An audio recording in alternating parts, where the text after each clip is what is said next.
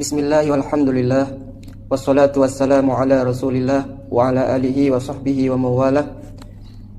Nawaitu ta'aluma wa ta'lim wa tadhakura wa tadhkir wa naf'a wal intifa' wal ifadah wal istifadah wal hatha ala tamassuki bi kitabillahi wa sunnati rasulih wa du'a ila al-huda wa dalalata ala al-khair ibtigha'a wajhillahi wa mardatihi wa qurbihi wa thawabihi subhanahu wa ta'ala. Kemudian dalam bait tadi juga ada kalimat wa alihi wa sahbihi wa hizbihi. Maka sekarang kita akan menjelaskan yang tiga ini.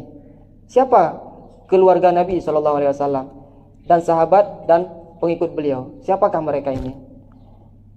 Jadi yang pertama adalah kalimat al-al, keluarga Nabi SAW. Jadi lafaz al-al ini, keluarga Nabi ini memiliki 5 makna. Yakni yang pertama, dzurriyyatu Fatimah Az-Zahra alaiha wa ala baniha assalam wa dzalika fi maqamis shalah. Yang pertama, makna keluarga Nabi adalah keturunan daripada Sayyidatuna Fatimah Az-Zahra.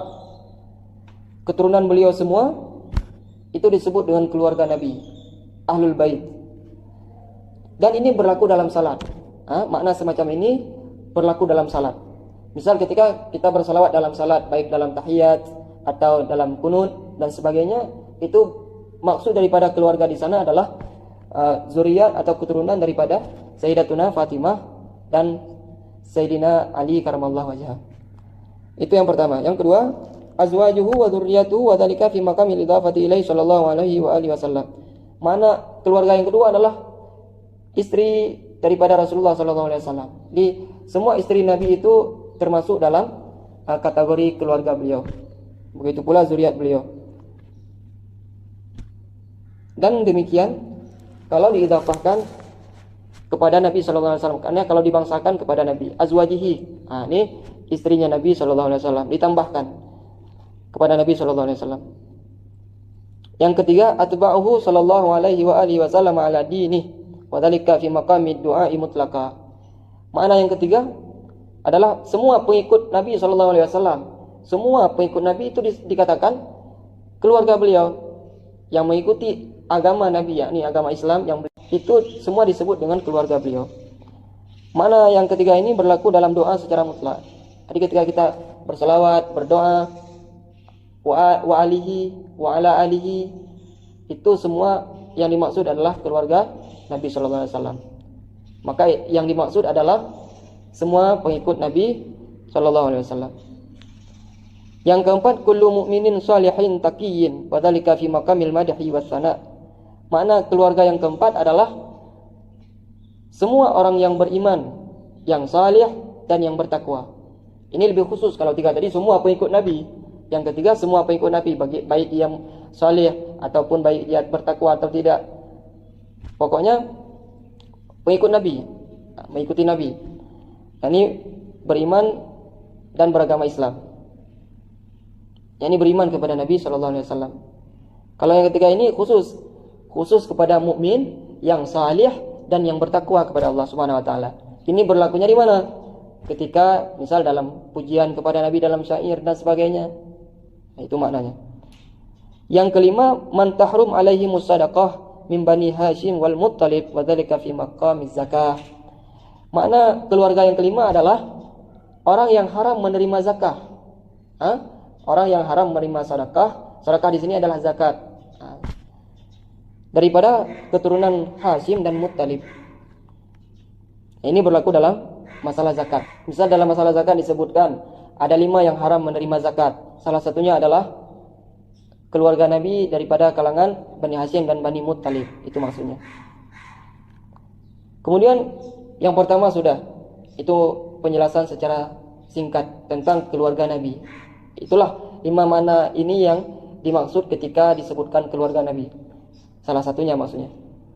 Kemudian yang kedua, wa ala alihi udah wa sahbihi, dan sahabatnya Nabi. Siapa yang dimaksud dengan sahabat di sini? Sahabat Nabi adalah, kita baca di sini, as-sahbu ismu jam'in lahu mufradun min lafdhihi wa huwa sahib.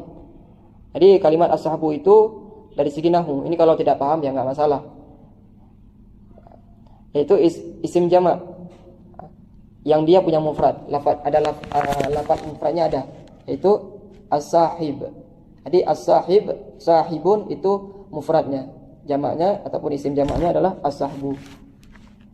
Wa huwa lughatan man talat isyratu kabih. Jadi maksud daripada sahabat secara logat adalah orang yang telah lama bergaul denganmu. Orang yang telah lama bergaul dengan kita, berteman dengan kita, itu disebut dengan as-sahbu ataupun sahabah. Wal muradu huna as-sahabi wa huwa man ijtama'a bi nabiyyina sallallahu alaihi wasallam mu'minan bihi ba'dal bi'tsah fil ardi la fis sama yaqdatan la manama wa ma ta'ala dzalik walau kana ghaira mumayyizin. Jadi ana ulang, yang disebut dengan sahabat adalah orang yang hidup di masa Nabi, berjumpa dengan Nabi, beriman kepada Nabi setelah beliau diutus menjadi Rasul, dan ketemunya di bumi bukan di langit, dalam keadaan terjaga bukan dalam mimpi, dan wafat dalam keadaan beriman. Walaupun dia belum memayyiz pada saat itu, pada saat Rasulullah masih hidup, dia belum memayyiz, seperti Ibnu Abbas dan sebagainya. Mereka ketika Rasulullah masih hidup, beliau-beliau ini masih kecil, tapi tetap dianggap sebagai sahabat Nabi. Kemudian di sini juga ada faedah yang tak kalah pentingnya. Faedatun yadkhulu fi suhbati ala hadza ta'rif sayyiduna Isa bin Maryam alaihi salam. Li'annahu iltaqa bi Rasulillah Muhammad sallallahu alaihi wa alihi wasallam fi Baitul Maqdis. Ada yang baca Baitul Muqaddas. Lailatul Isra wal Mi'raj. Jadi di sini faedah disebutkan bahwa dalam definisi tersebut, dalam definisi yang telah kita jelaskan tadi, itu termasuk di dalamnya artinya juga disebut dikatakan sahabat, yaitu Nabiullah Isa alaihissalam. Kenapa? Karena Nabi Isa alaihissalam bertemu dengan baginda Nabi Muhammad SAW di Baitul Maqdis, di bumi bukan di langit, pada malam Isra Mi'raj. Berbeda dengan para nabi yang lain. Pada malam Isra Mi'raj, Rasulullah bertemu dengan nabi yang lain, para nabi yang lain bertemu dengan Nabi Muhammad itu di langit. Di langit pertama, kedua, ketiga dan sebagainya. Jadi di langit, sedangkan Nabiullah Isa bertemu dengan nabi kita di bumi, yaitu di Baitul Maqdis pada malam Isra Mi'raj. Karena demikian maka Nabi Isa termasuk dalam kategori sahabat. Begitu pula wa Ilyas wal Khadir alaihimassalam binaan ala sihhatil qaul bi baqaihima wa idrakihima li bi'satihi sallallahu alaihi wa alihi wasallam wa ijtima'ihima bihi wa kadal malaikatul ladzina ijtama'u bihi fil ard. Walakin an-nubuwwatu asyrafu min as-suhbah. Lidza fala yanbaghi ayyuqal as-sahabi Isa bin Maryam. Wa kadza rutbatul malaikah asyraf fala yuqal as-sahabi Jibril wa nahwu dzalik. Wa nahwa dzalik. Begitu pula termasuk dalam kategori sahabat yaitu Nabiullah Ilyas dan Nabi Khadir alaihissalam. Nabi Ilyas dan Nabi Khadir alaihissalam. Kalau kita berpegang pada pendapat, kita meyakini sahihnya pendapat yang mengatakan bahwa Nabi Ilyas dan Nabi Khadir alaihissalam masih hidup. Mereka bertemu dengan Nabi setelah Rasulullah dibangkitkan menjadi Rasul. Maka disebut keduanya dalam kategori sahabat, yaitu Nabi Ilyas dan Nabi Khadir alaihissalam. Begitu pula malaikat. Jadi malaikat yang berjumpa dengan Nabi SAW di bumi, maka mereka juga disebut dengan sahabat Nabi.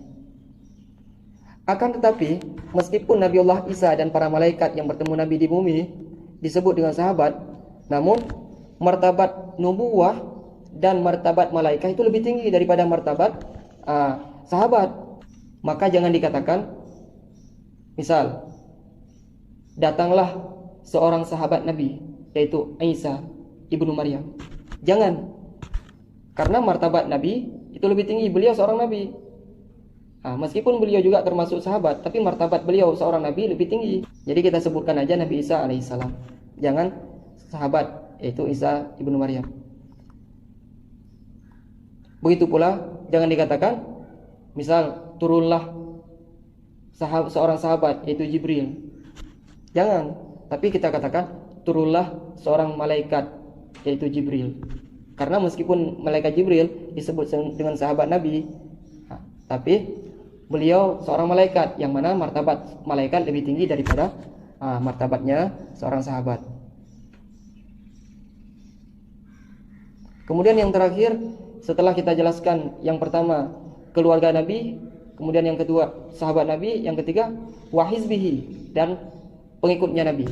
Siapa yang dimaksud dengan pengikut Nabi di sini? Jadi maksud daripada al-hizb secara lughah adalah al-jama'atul ladzina amruhum wahidun fi khairin wa syarrin. Jadi maksud daripada pengikut ini umum, baik pengikut Nabi atau bukan. Jadi maksud daripada pengikut secara lughah, secara bahasa yang umum adalah suatu kelompok yang mana urusan mereka itu satu. Jadi semua permasalahan yang mereka hadapi itu mereka sepakat, baik dalam kebaikan atau dalam kesesatan atau kejahatan. Namun di sini Imam Ibrahim Al-Bajuri menambahkan maksud daripada al-hizbu dari segi istilahnya. Ana baca. Wadh-dhahir annal murada bihi huna man ghalabas mulazamatuhu lahu sallallahu alaihi wasallam fa huwa khassul khas li'annahum akhassu minas sahabi alladzina hum akhassu minal al wa yahtamilu ay yurada bihi atba'uhu mutlaqan sawa'un kanu fi asrihi amla wa huwa aula lima fihi min at-ta'mim wa la yuna anul al li takhsisi ba'dihim lahu bil adqiya. Jadi maksudnya secara zahir yang dipahami daripada kalimat hizbihi di sini adalah pengikut Nabi. Apa itu pengikut Nabi? Yang dimaksud dengan pengikut di sini adalah orang-orang yang senantiasa kesehariannya lebih banyak waktunya diluangkan untuk bersama dengan Nabi Sallallahu Alaihi Wasallam. Yakni sahabat-sahabat yang kemanapun Rasulullah pergi mereka ikut, sering bersama dengan Nabi, itu disebut dengan hizbihi, pengikut Nabi.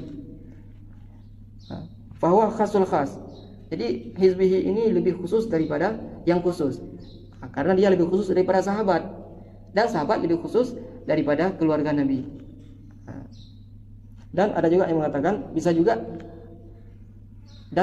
artinya adalah semua pengikut Nabi secara mutlak, baik yang hidup di masa Nabi atau yang hidup seperti masa kita sekarang bukan masa Nabi, itu semua disebut dengan pengikut Nabi. Baik yang hidup di masa Nabi atau yang bukan di masa Nabi, yang penting dia mengikuti ajaran Nabi Muhammad SAW seperti kita. Insyaallah kita enggak hidup di masa Nabi, tapi kita mengikuti ajaran Nabi, maka kita insyaallah juga disebutkan pengikut Nabi.